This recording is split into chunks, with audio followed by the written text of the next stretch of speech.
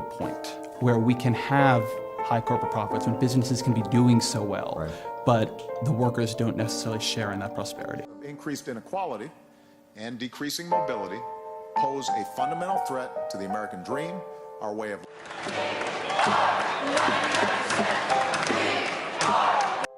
We are emerging into a pivotal chapter of American history, one of great struggle and great divide. We are facing one of America's greatest challenges since its creation, and that is the increasing divide between the rich and the poor.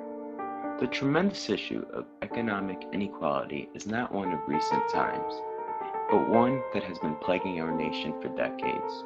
We have come to a time where the wealthiest 160,000 families have as much as the poorest 145 million.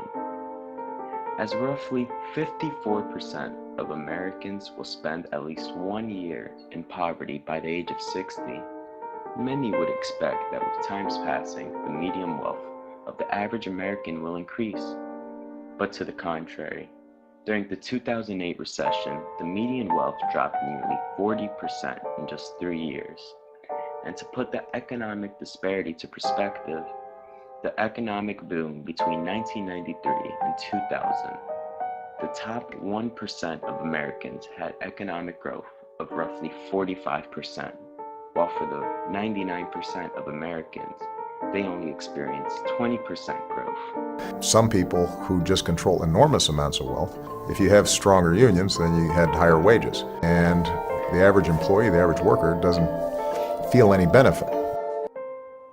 Economic disparity between the rich and the poor is not a new trend, but a rapidly growing one, costing millions of Americans dearly.